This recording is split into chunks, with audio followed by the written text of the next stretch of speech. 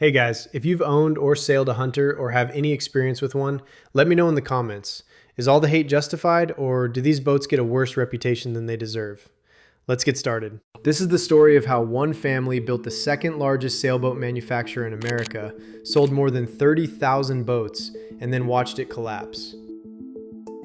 Hunter Marine Corporation was so dominant at its peak that 32% of every new sailboat registered in the United States came out of a single factory in a small town in North Florida. If you've sailed in the past 50 years, you've almost certainly been on one, seen one at the dock, or formed an opinion about one. And sailors as a group have never been quiet about their opinions. This is the complete Hunter Marine story, where it came from, how it climbed to the top, why it fell apart, and what's left of it today. Before Hunter Marine, there were the Luhrs brothers, Warren and John. Their family had been building boats for years, and by the early 1960s, they were producing over 1,000 powerboats a year in New Jersey. In 1965, they sold that business, but stayed in the industry, building powerboats under different brand names. Warren, though, wanted to build sailboats. His idea was straightforward. Use the same production line approach that made powerboats affordable and apply it to sailing. A good cruising boat, priced for regular people, not just the yacht club crowd. In 1973, Warren and John opened Hunter Marine Corporation in Alachua, Florida. The first boat they built was the Hunter 25. Naval architect John Cherubini designed the Hunter 25, and his background made him an unusual choice for the job. Aviation engineering was his formal training, naval architecture something he taught himself through the West Lawn School, and sailing was the hobby that connected him to Warren Luhrs. The two had raced against each other in the same New Jersey fleet.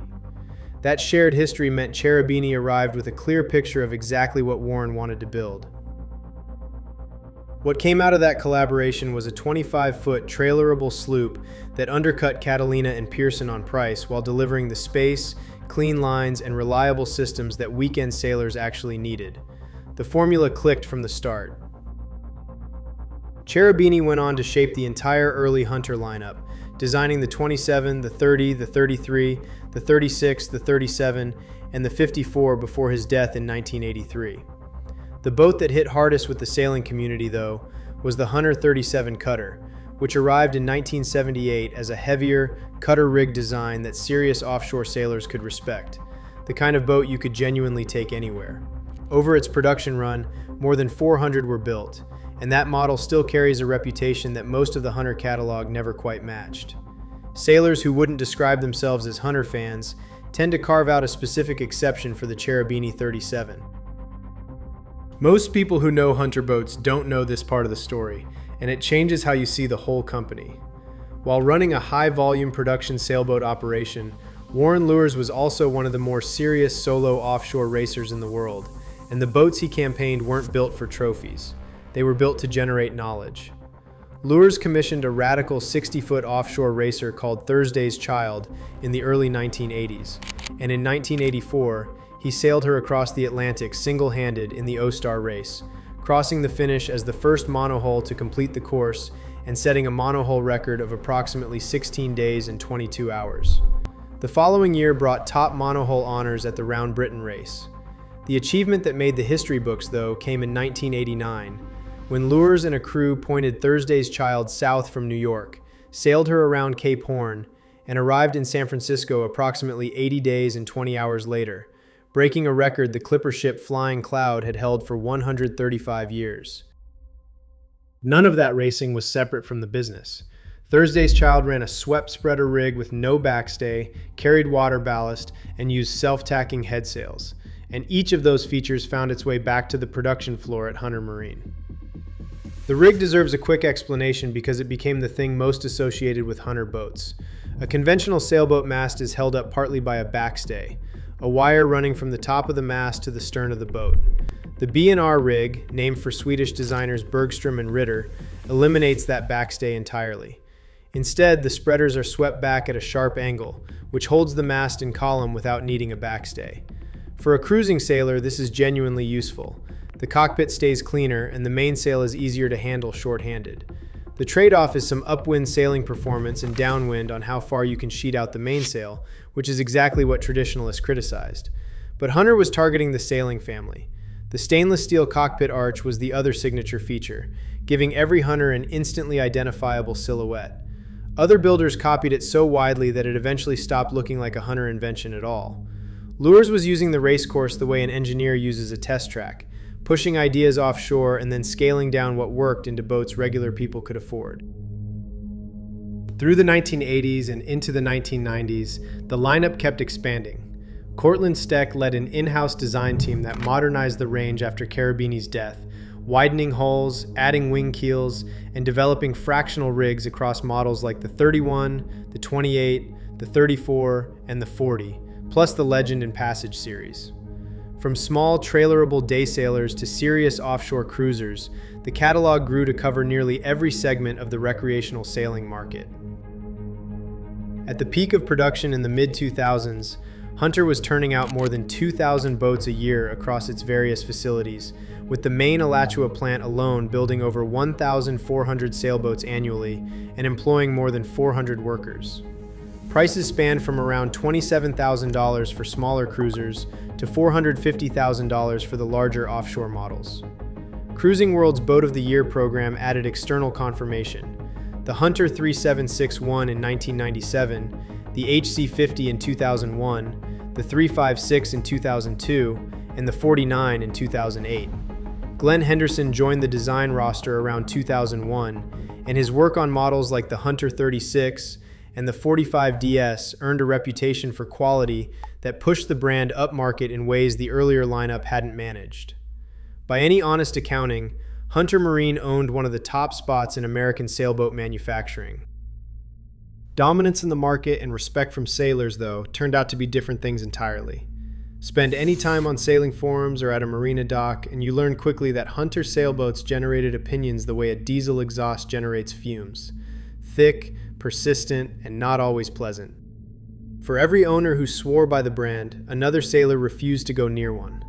The complaints fell into a few consistent categories, and the sharpest one was quality in the hardware and structural fittings on boats built roughly between 1983 and 2000. Chain plates, the metal fittings that support the shrouds and keep the mast standing, showed up repeatedly in owner complaints, with reports of corrosion and outright failure that required expensive repairs. Deck hardware struck many buyers as undersized relative to the loads offshore conditions would put on it.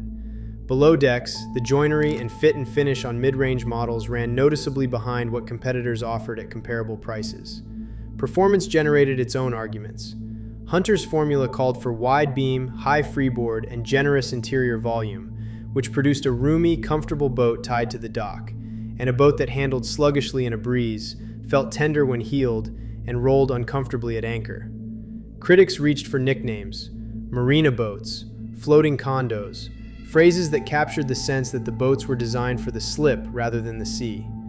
Traditionalists took particular issue with the B&R rig, which lacked the backstay that most were used to. Seakeeping was the third front of criticism.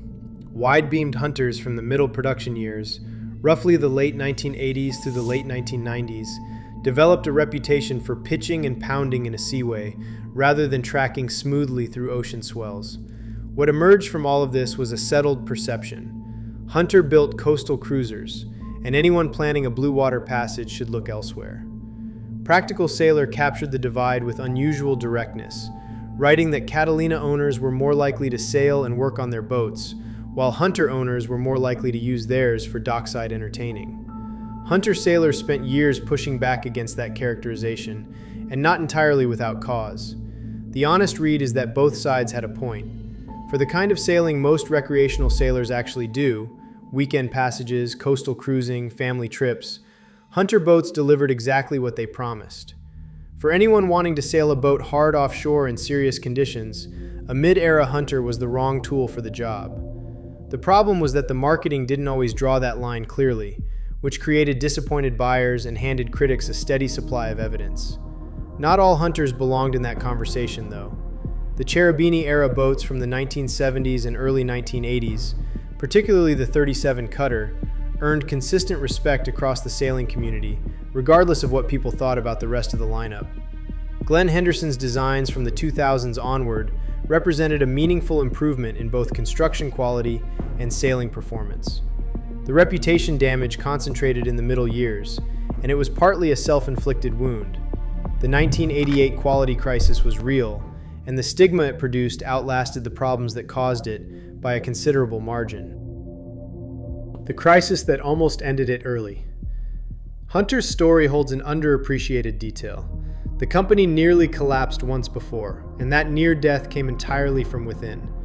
With Warren Luhrs away pursuing offshore racing in the mid to late 1980s, quality control at the Alachua plant deteriorated badly. Boats shipped with a 1-year warranty and backed by indifferent customer service, leaving dealers without good answers for owners who needed help.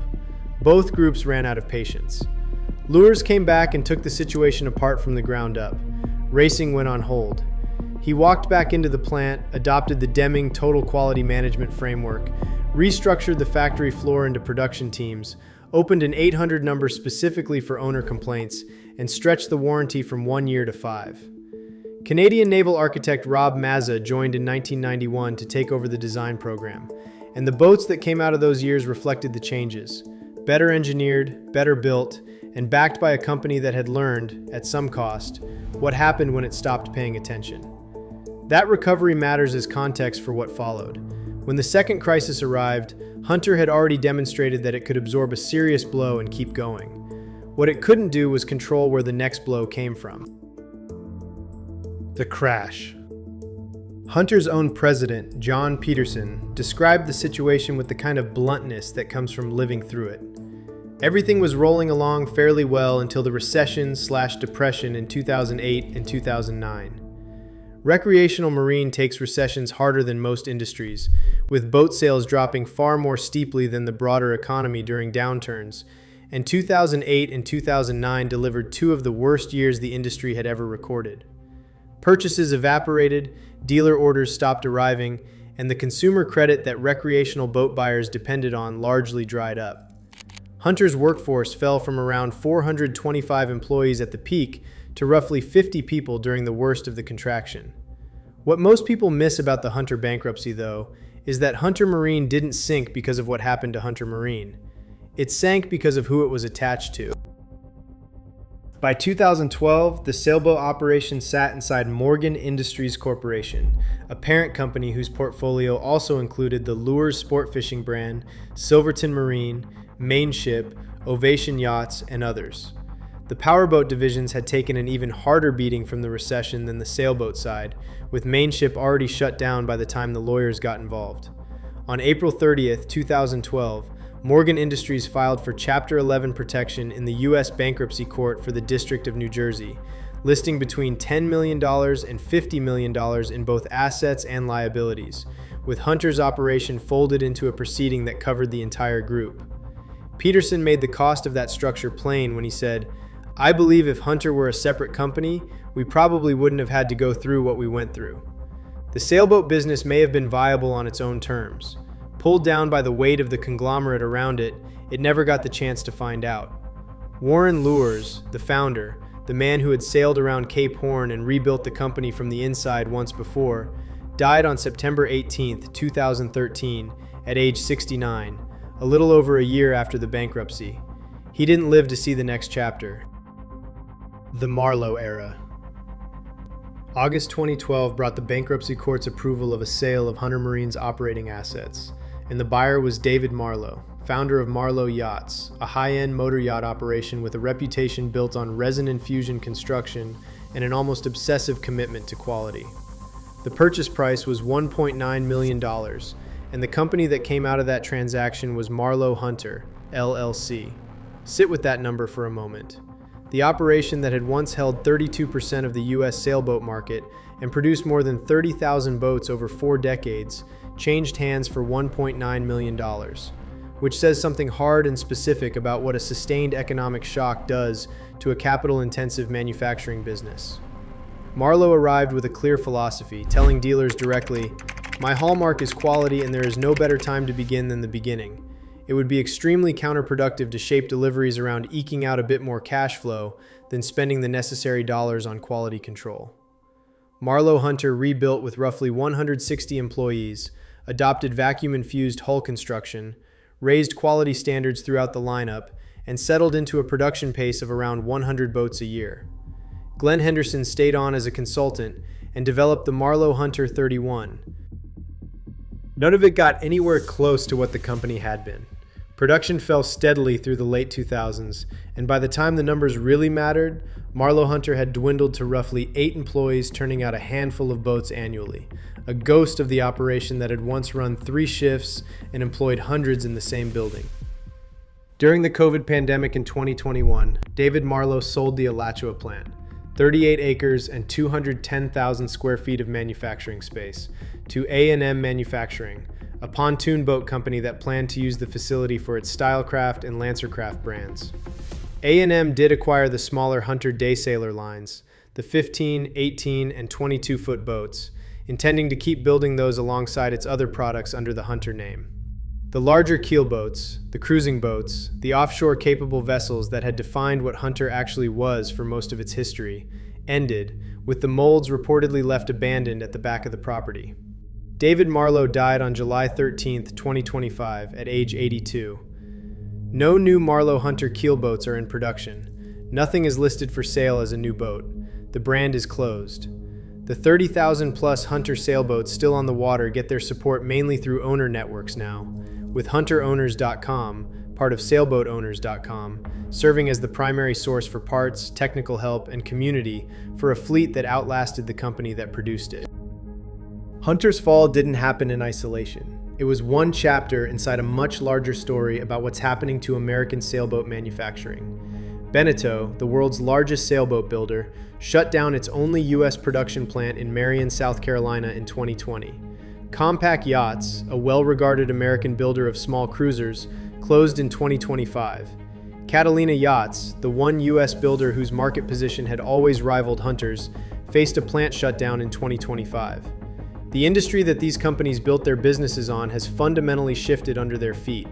30,000-plus Hunters are still out there, anchored in coves, moored in slips, crossing bays and coastlines from Maine to the Pacific. The sailors who own them aren't waiting for the manufacturer to come back. They've built their own parts networks, their own technical communities, their own expertise. The boats Warren Luhrs built to get ordinary people on the water are still doing exactly that, decades after the factory went quiet. I want to thank you for watching, and if you enjoyed watching this video about the history of Hunter sailboats, please consider hitting the like and subscribe button. And like always, see you in the next one.